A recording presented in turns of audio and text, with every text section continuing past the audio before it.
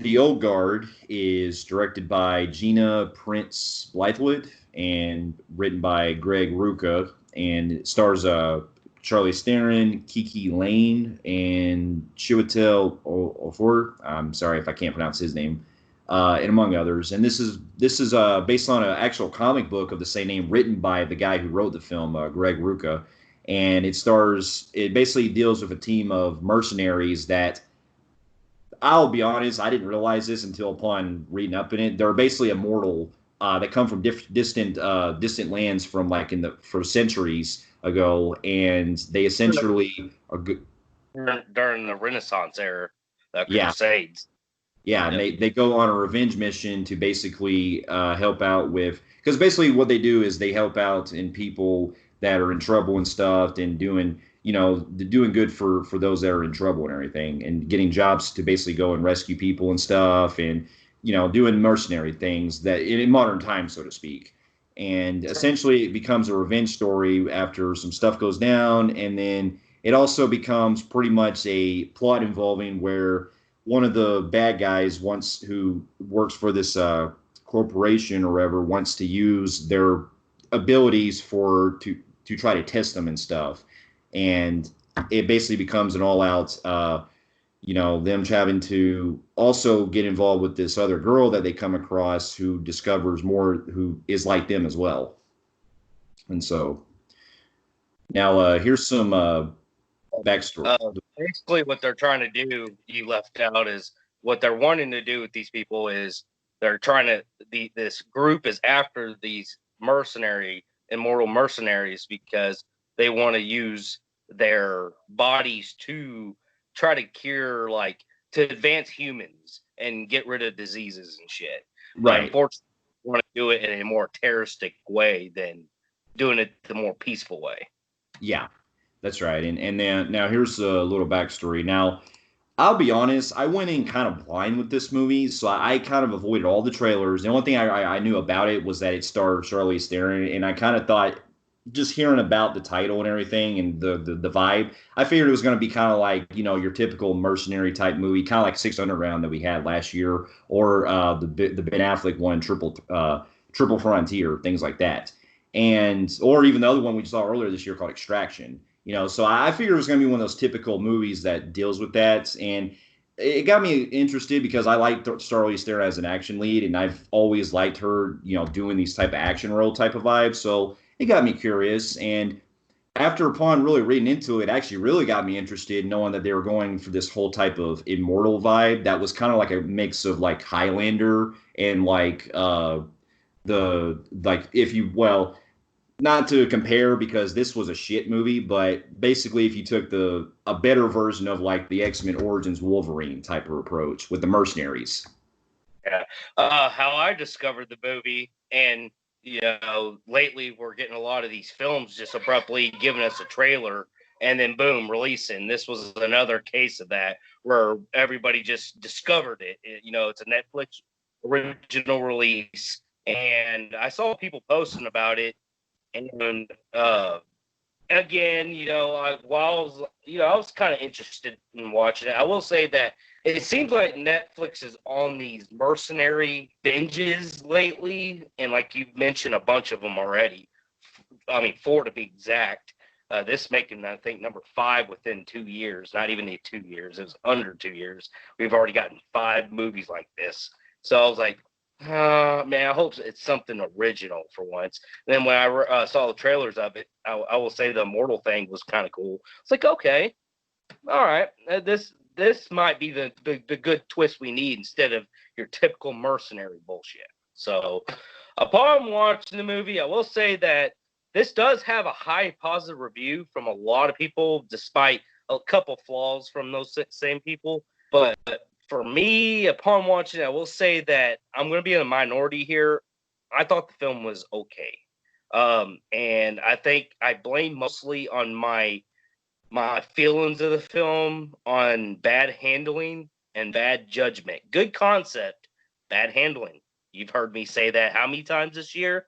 A I lot. feel definitely this could have been a lot better. And I felt like the direction could have went a different way, the way it was shot and all that. I'll get into more my cons in a little bit on that. But yeah, I just personally, I found it to be middle ground mix for me. I mean, I could honestly, I probably won't watch it again. I don't care. I didn't care for it too much. It wasn't horrible though. Yeah, I'm kind of on a similar level like you are with the movie. Like, I had myself enjoying it in parts. There's things about it that I like, but then there's other things that really kind of take it. It really affects not only the kind of mood the movie's kind of going for, but also there's certain like plot points that really kind of hold it back quite a bit to where it's not really getting the whole vibe, so to speak. Um, Exactly.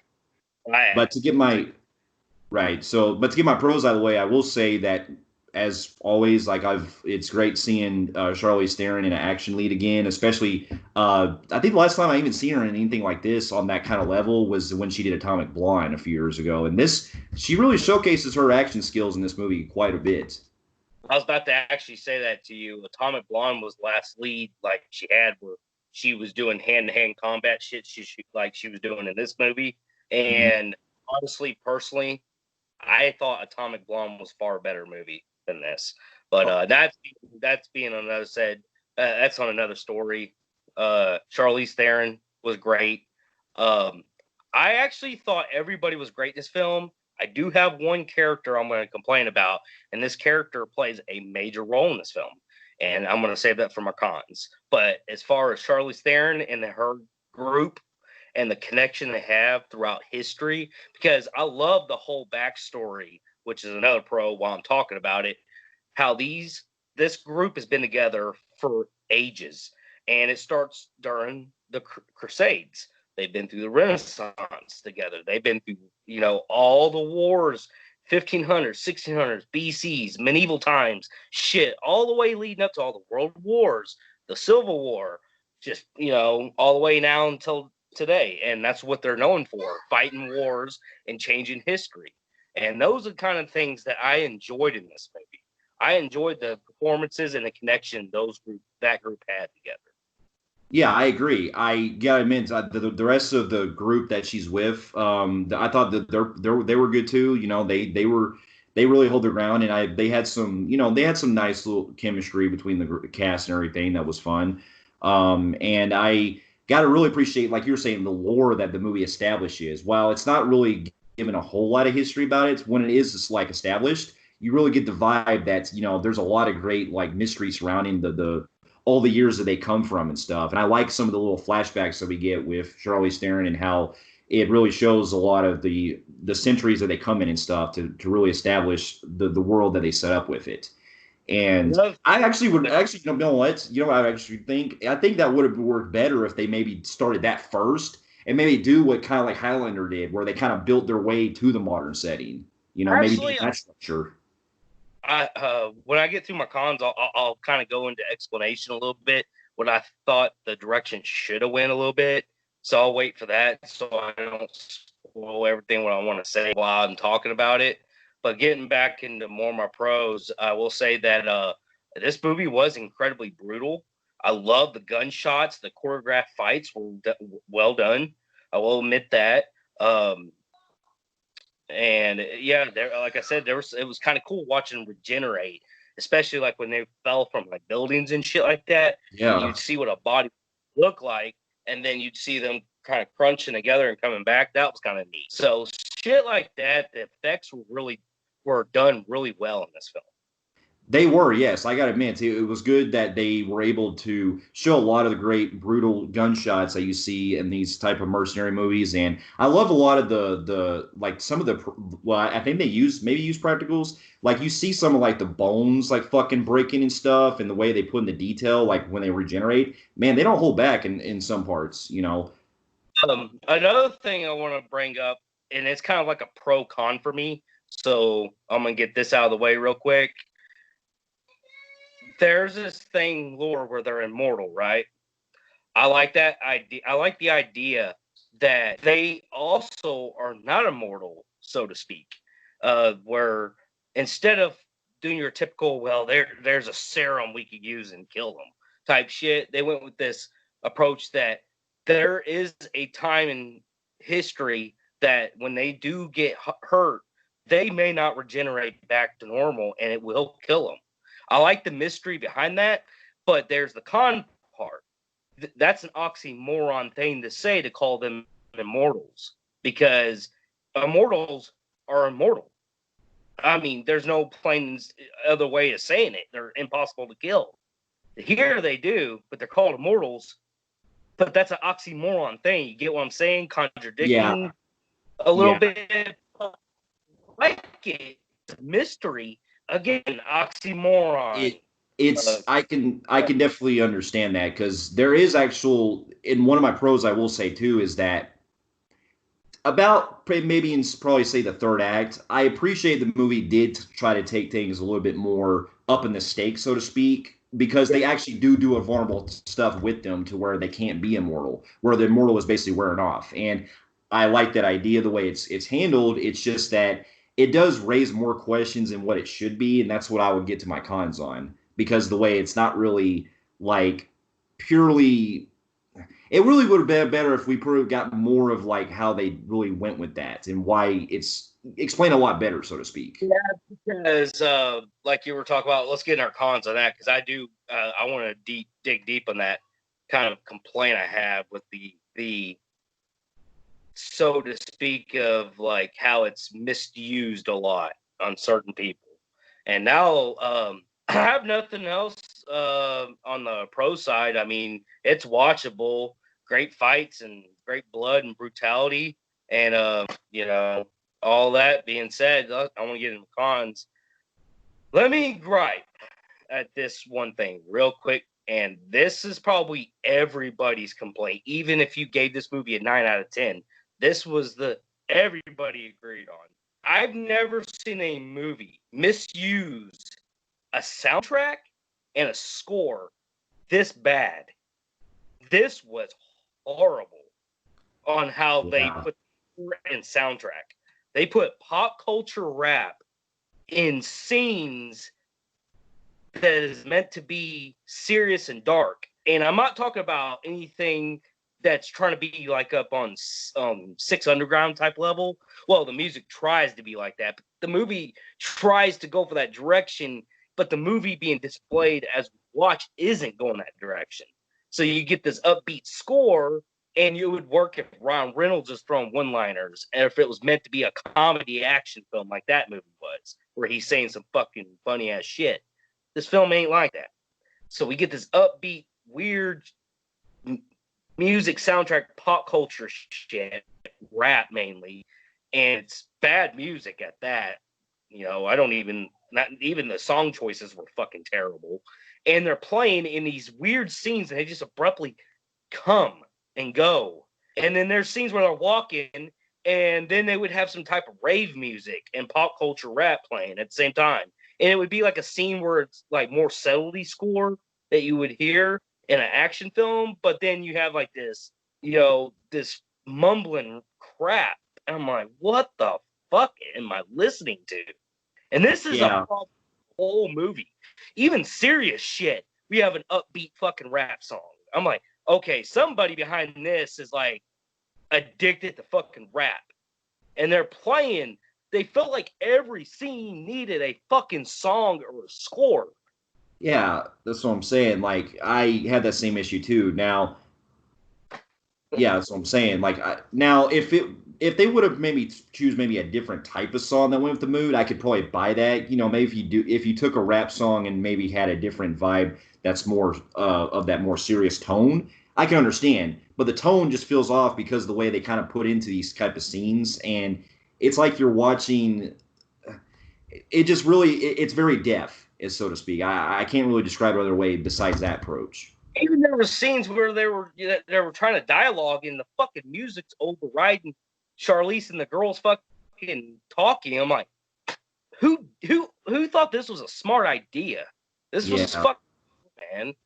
So yeah, that's a complaint. Another big complaint I have on top of that big complaint is this movie has so many fucking plot holes. So many. I'm talking about it's Swiss cheese. Fuck no, it is more on the fucking window, your window screen, like holes everywhere. This movie suffers from a lot of poor no explanation. We don't know what it is. We don't know why it is. We don't know why it chooses the people. Because I mean, you got to think billions of people die. Billions, hell, trillions have died since the beginning of time. Why is there so little amount of people? You have to give us some backstory on that. You can't just say, well, it's like the movie where we're going to talk about next, where mystery is a good thing to do. You don't do that in this movie. This movie, you have to give us something. Exactly. Nothing but very rinse, I mean, limited down monologues, quick monologues, fast. It Just give us some generic writing story of their background, and still they don't tell us what the fuck it is. Yeah, I mean, I agree. Now, I understand there's things called suspicion of disbelief, and you're really enthralled with the mystery of where it comes.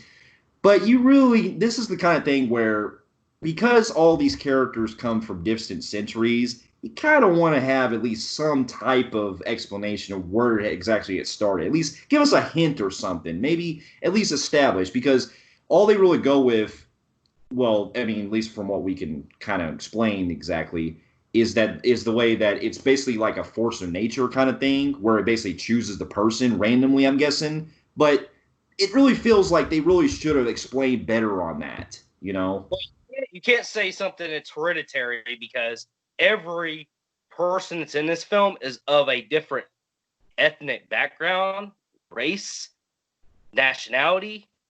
So you can't really go that round. I can understand maybe the first five they could have came up with something like some kind of lure like way back since but all five pretty much were at the same time. We're at almost at the same time Yeah. period. They all that. There's where I come into another big fucking issue, and let me get on to that while I'm on the topic. All right, remember I said there was a person that I thought had a very poor performance in this film I didn't care for. It's unfortunately the main lead black actress. I don't know her name. Kiki Can you Lane. pull her? Kiki Yeah, Lane. I'm not familiar with her. I thought her acting stuck out very badly in this film at times. I did like what she did towards the end, though. That was badass. The overall her acting, and then when they introduced her, she seemed like playing a soldier who's going through Afghanistan and looking for this terrorist. I like the beginning and the end of her character, but whenever they gave her that long stretch of lead role, her acting really stuck out at times for me. I felt like I don't. I mean, I'm not trying to be judgmental here. The urban throwback she was kind of going with, and the writing execution was poor at times. And like I said just a minute ago, aside from when they introduced her character and the end, which were good with her. The problem I'm really trying to get into was have a problem with how do you go back to the BC times or the Renaissance Crusades and all that fucking medieval shit with these characters and all these distant wars. They all build a was it 4 or 5 army lore Or of four yeah, it's for four. them, her. Yeah. And the modern girl makes the fifth one. How do you follow them four? Go tens of thousands of years and then just boom, let's pick a crab apple and make one modern. It just does not mix. And she does not mix with a lot of the cast here because they're very old school. They They're very folklorish. Like they've seen shit throughout the year. And then you get that whole modern story, which I feel like is a cop out that we're seeing in movies, where you got to get that modern day person. There has to be that person that's the outside that takes over. La la la la la la. So this is where it gets your typical generic kind and of look.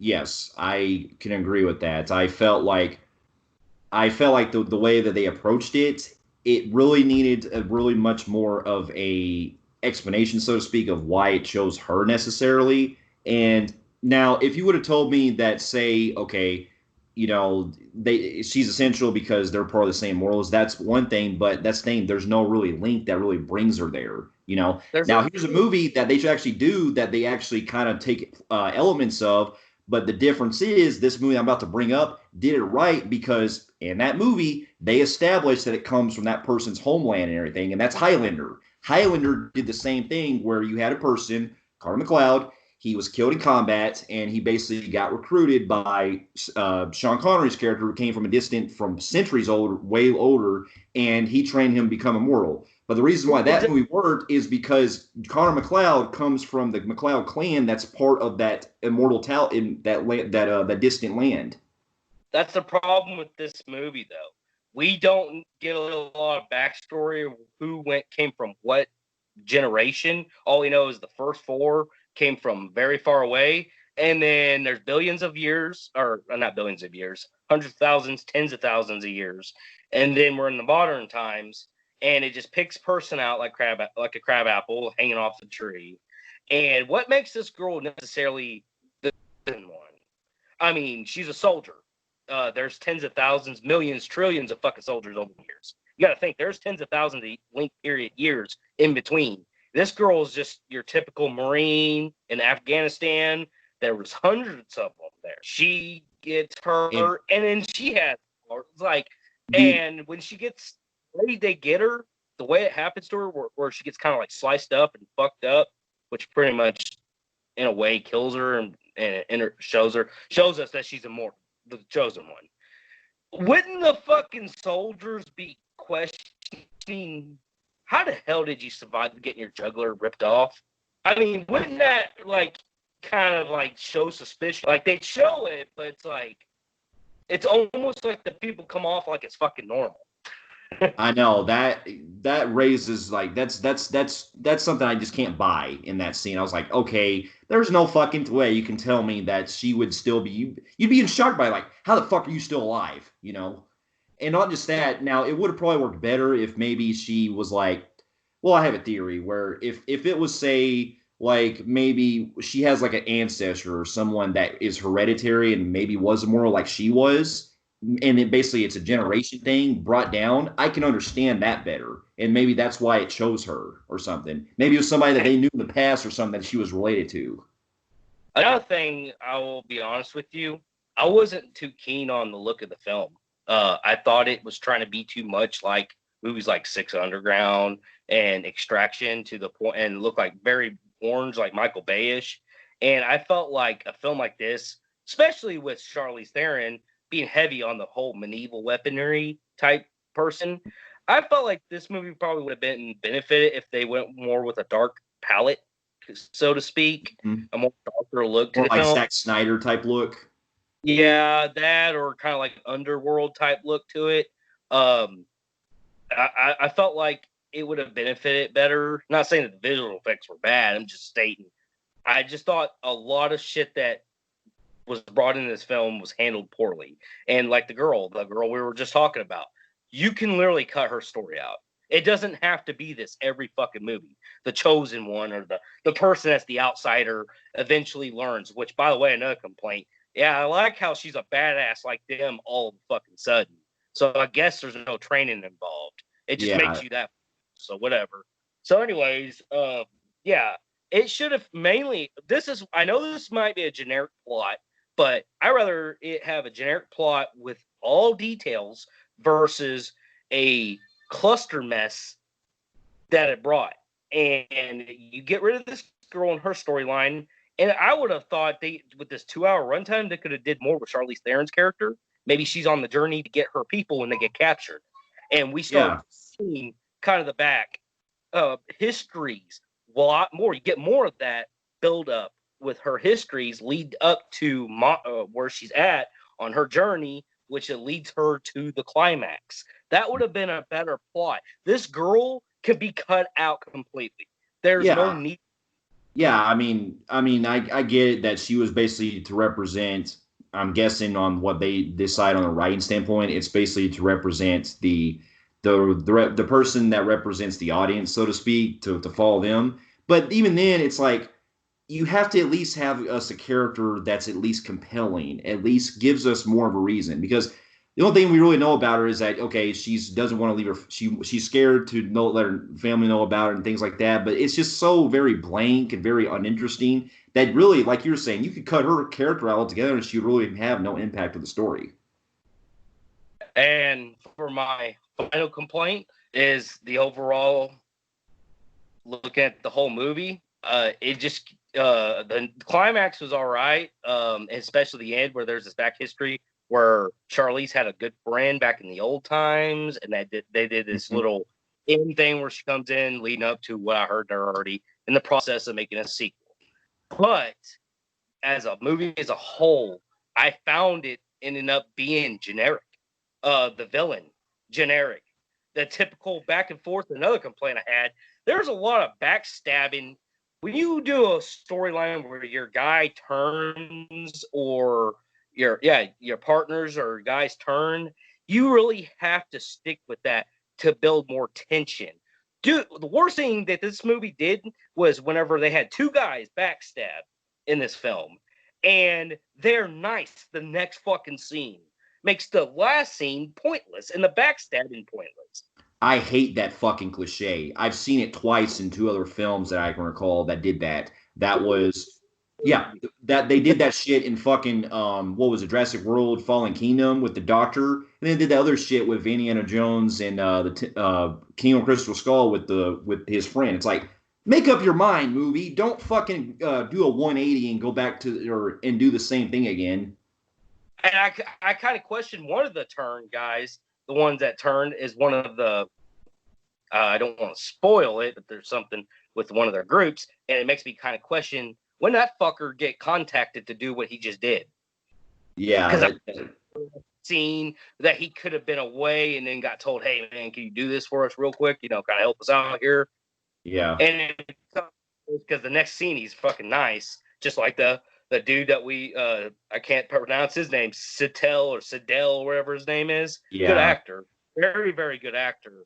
But there's a thing where we follow him, predictable a little bit because I kind of grew suspicious on the dude. But then again, it was pointless, and he's nice at the end, and basically Charlie Theron's telling him what you're gonna do. You're gonna do this for us, and you know we're gonna save the world and do good and all stuff. I'm like, you guys were already fucking doing that at the beginning of the movie. Did you forget? Well, it doesn't help that if you notice the guy, he's a great actor, but you notice when you cast him in a film, it always seems like he's going to play a typical villain type role because he's played that a lot in countless other fucking movies. You can just tell by the guy. I think honestly, this movie is being highly praised too hard by everybody because this has got a high score, and everybody's been saying this was a magnificent movie. That I can't wait to see the sequel. I disagree. I didn't like it. I didn't hate it, but I didn't like it. It's last. I watched it once. I won't watch it again. That being said, give this film an average Joe and Film Freaks meter. Fair enough. That's what I was thinking. That's what I was going with too. Was a average on the Film Freaks meter as well. For those of you who have also seen the Old Guard and also the comic book and have read the comic books that it's based off of, let us know in the comments below what you thought about it. And we'll see. You'll stay safe, and we'll see you in our next review. We'll see you later.